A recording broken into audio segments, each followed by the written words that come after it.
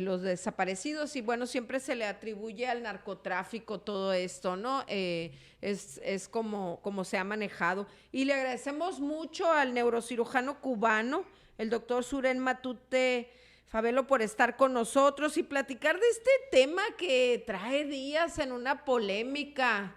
El presidente da a conocer que van a hacer una contratación de médicos cubanos y ha desatado en medios de comunicación, en redes sociales, una bola de comentarios, pues con dos posturas, obviamente. Pero pues queremos platicar con un médico cubano que tiene muchos años ya aquí, ¿verdad, doctor? Muy buenas tardes. Hola, buenas tardes, Cintia. Bueno, buenas tardes, amigos Radio Escuchas. Nos saluda con gusto también Daniel Sánchez, doctor. Usted tiene muchos años aquí y tiene mucho prestigio y sobre todo platíquenos, ¿cómo fue su formación? ¿Usted se formó en Cuba o se formó en otro país? ¿Dónde fue su formación como médico cirujano? Hola, Daniel. Sí, mira, yo me formé y estudié la carrera de medicina y la especialidad en Cuba. Terminé en el año 98 y posteriormente llegué a México, ¿no? Entonces, básicamente, la formación inicial fue en Cuba, pero la formación más especializada, ya cuando uno termina la especialidad, ha sido aquí en México y bueno, con cursos que he realizado en diversos lugares del mundo.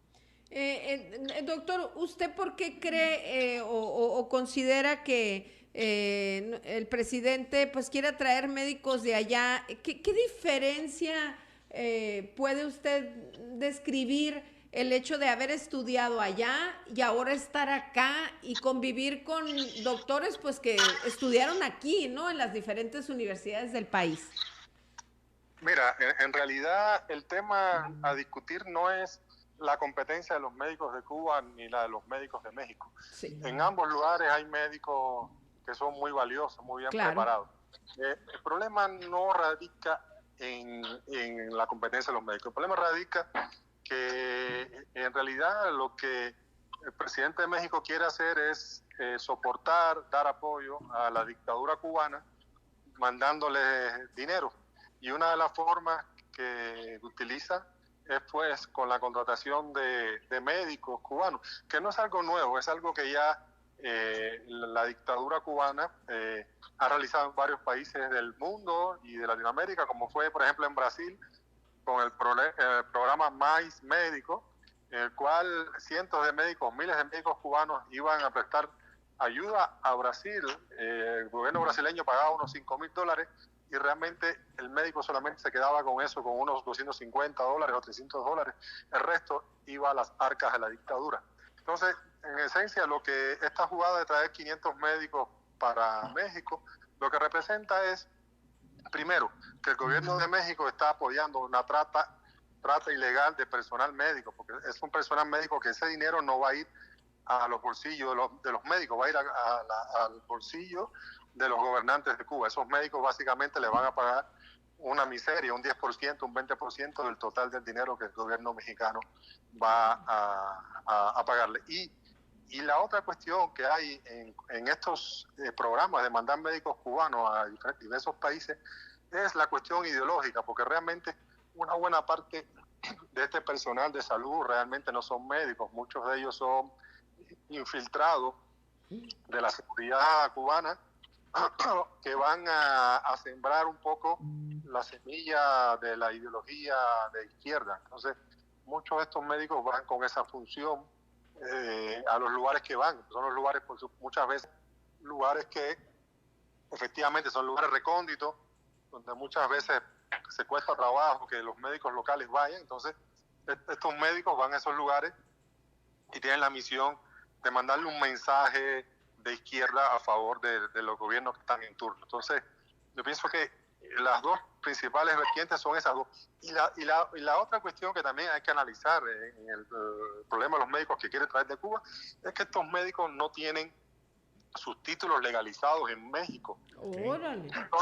Entonces, eso no puede ser, no es algo que esté soportado por las leyes mexicanas. O sea, yo, en mi caso, para trabajar en México, como médico, yo tuve que legalizar mis papeles, mis títulos, tuve que hacer un examen de eficiencia por el Consejo Mexicano de Cirugía Neurológica para que me autorizaran trabajar, que ellos vieran que yo tenía los conocimientos y las actitudes y habilidades necesarias para desempeñar la especialidad. Entonces estos son médicos que van a llegar acá y ninguno de ellos se le va a pedir papeles, ninguno de ellos se le va a hacer exámenes para ver si realmente son médicos o no. Entonces yo creo que esos son los tres aspectos más importantes de este tema de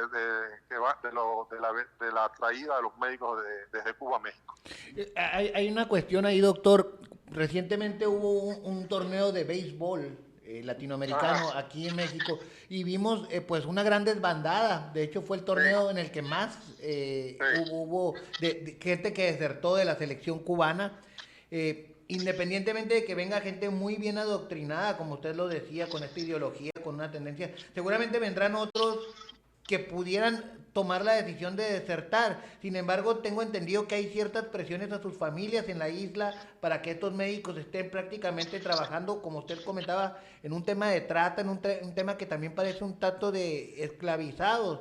Aquí, en lugares donde además va a haber muchas carencias pues, van a lugares donde los médicos de aquí no han querido ir por la inseguridad, por la carencia de materiales y por todo lo que se enfrenta en esos sitios controlados por el crimen organizado. Por falta de infraestructura, además, sí. Hospitalaria. En lugares sin muros, sin hospitales. Así es, sí, que bueno que toca ese tema de los peloteros, porque ese equipo inclusive era un equipo que en Cuba habían dicho que era un equipo patriótico, o sea, era un equipo que estaba escogido con personas supuestamente confiables para el régimen que no se iban a quedar, y a pesar de haber escogido esos peloteros y haber dejado varios peloteros en Cuba, en los cuales tenían dudas de que se iban a quedar, a pesar de ese equipo escogido, la mitad del equipo se quedó en México. Uh-huh. Por supuesto, de esos 500 médicos que van a traer a México, una buena parte se van a quedar y no van a regresar. Eso es seguro también. ¿Y cómo presionan a sus familias allá en la isla? ¿Cuál es la represalia que tienen las personas que desertan? Bueno, ¿hay alguna represalia contra sus seres queridos allá? Por supuesto.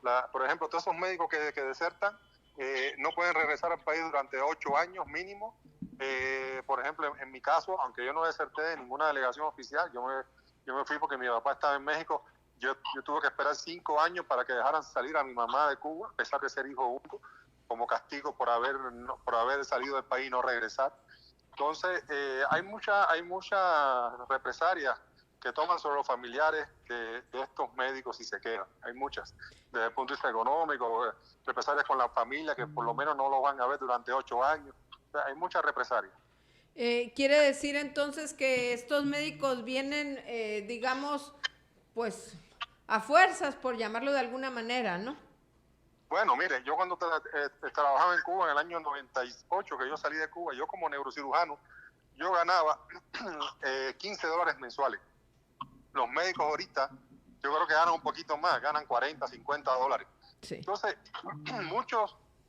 la mayoría, la inmensa mayoría, están atrás de esas misiones para salir al extranjero, donde le van a pagar $200, $250, que por supuesto, compara lo que le pagan en Cuba, que le pagan $40, $250, pues es mucho más. Y luego que van a tener la posibilidad de que quizás puedan quedarse y empezar una vida nueva. Entonces, la gran parte de los médicos cubanos no vienen a estos lugares que nadie de los médicos locales quiere ir, porque no quieren venir porque son más altruistas que los médicos del mundo, ¿no? Vienen porque realmente las carencias de la explotación que ellos tienen en Cuba son mayores que las que van a estar sometidos cuando salen del país. A ese extremo llega cómo viven y cómo tratan a los médicos en Cuba. Doctor, considerando que hay lugares donde pasan cosas terribles, se lo digo, yo soy hijo de doctor, ahorita le comentaba a Cintia que prácticamente a mí me engendraron en una zona que es el Triángulo Dorado, aquí en México, que a lo mejor probablemente usted conozca, ahí en Durango, Chihuahua y Sinaloa, una zona controlada por el crimen organizado, pero quiero imaginar a un médico cubano que, por ejemplo, lo mande, no sé, a Yécora, que está entre Chihuahua y Sonora, una región donde de pronto los criminales llegan y a punta de pistola les exigen a los médicos practicar abortos o sacar balas, o donde, por ejemplo, ¿te acuerdas que mataron a una médico que era una médico que también estaba haciendo su servicio social acá en la Sierra de Sonora? Para ellos es mejor estar en esos lugares que estarse desempeñando en la isla, ¿de verdad sería así, doctor? Sí, para ellos es mejor estar en esos lugares que estar en la isla. ahí ya hay muchos casos de médicos cubanos que han sido asesinados cumpliendo estas misiones, por ejemplo, en países tan peligrosos como Venezuela. Okay. Pero bueno, el ejemplo clásico de qué es tan mala la situación en la isla es que la gente prefiere agarrar una balsa, meterse al mar y llegar 90 millas hasta Estados Unidos con riesgo de que se lo coman los tiburones, de que se pierdan en el océano y fallezcan. O sea, para hacer ese acto de una balsa, salir de Cuba hasta la Florida, es casi un acto suicida. Entonces, para llegar a ese extremo hay que realmente estar al borde de la desesperación, al borde de la miseria. Entonces, los médicos cubanos prefieren salir del país, aunque sea los lugares más complicados, sí, que quedarse trabajando ahí en Cuba. Sí. Por acá nos comparten, gracias a Nilú, dice, el guía turista que nos guió allá en Cuba es doctor, ginecólogo, oncólogo y también fotógrafo. O sea, así es. Híjola, qué impresión nos da haciendo una bola de labores, ¿no? Así como nos está platicando, doctor. Sí, cuando estaba en Cuba en la residencia, yo en la madrugada, yo tenía el auto de mi papá que me había dejado, yo en la madrugada lo utilizaba trabajaba como taxista a los extranjeros, con el peligro de que el gobierno se diera cuenta y me quitaran el carro. Y con ese dinero que yo ganaba en esa madrugada, yo podía comprar gasolina para poder ir al hospital a operar. O sea, hasta ese extremo. Digamos, doctor, que en su historia, el venirse para acá, pues salió usted porque ya no quería estar allá, ¿no? Así es, sí. Así es. Por ahí alguien me compartió en una ocasión la historia, no sé si sea real, pero bueno, no es momento aquí para platicarla. Doctor, ¿algo más que se nos haya...? Yo le quería preguntar algo más, doctor. Nosotros hemos tratado de darle cobertura desde el punto de vista, pues hemos platicado con colegios de médicos, con gremios de aquí del país. Hoy tenemos la dicha de platicar con usted. Estuvimos buscando mucho a un especialista cubano para que nos contara la realidad como usted nos lo ha contado y se lo agradecemos mucho. Ayer para documentarnos para las preguntas y para esta entrevista, pues vi mucho material en redes sociales, principalmente a colegas periodistas. Ayer Tercer Grado, me aventé los periodistas, me aventé algunos clips de mucha gente hablando sobre el tema de la medicina. Y respecto a lo que usted me dice, que yo siento que usted tiene toda la película completa, pues veo que hay mucha ignorancia en nuestro país y también mucha xenofobia, mucho temor ante esto que viene. Usted cuando ve opiniones y lee tantas cosas tan ignorantes que hay en redes y en medios tradicionales, ¿qué siente, doctor, al ver cómo mucha gente habla desde el desconocimiento de estos temas? Sí, así es. Hay mucha gente que habla sin conocer realmente el tema a fondo, y igualmente hay muchas noticias que son filtradas a la prensa con un interés, con un sesgo, tanto a favor como en contra. Entonces muchas veces no pintan realmente el panorama, cómo es, ¿no? Cuál es realmente la situación de la medicina en Cuba y cuáles son las implicaciones de la llegada de estos médicos que vienen acá desde Cuba, ¿no? Pero sí, hay mucha desinformación sobre ese tema, y también una de las cosas que quizás funciona en los sistemas de izquierda, en las dictaduras, es la propaganda. Los sistemas como tales no funcionan, pero si algo funciona es la propaganda que ellos tienen sobre el sistema y que hacen creer a la gente muchas mentiras, muchas cosas que no son reales en sus países. Así es, pues bueno, sí, sabemos que además, gracias por ilustrarnos también del tema, y por acá nos dicen es muy buen doctor. Sí, lo sabemos, ahora sí que con conocimiento, porque pues sí, cuando estuve buscando al doctor, todas las personas que me dieron su referencia, que fueron 2 o 3, todos me decían que era, además de un excelente médico, un excelente ser humano, y esto se nota al platicar con usted, doctor. Le agradecemos mucho por platicar con nosotros. Muchas gracias a ustedes y a los amigos Radio Escucha por darme la oportunidad de hablar de este tema, ¿no? Gracias, doctor, que tenga excelente tarde. Gracias, igualmente. Hasta pronto. Saludos. Pues mira, el panorama no andábamos tan errados, ¿no? Qué cosas, ¿no? Sí, pero no los pintó, ¿no? Y la historia del doctor a mí me la contó mi papá, y pues el doctor se la contó a mi papá. Ok. Pero está así, híjola, no sabes cómo se vino. Y bueno, y es un súper médico y pues qué gusto haberlo tenido acá. Nosotros hemos tenido la suerte de hablar con, siempre que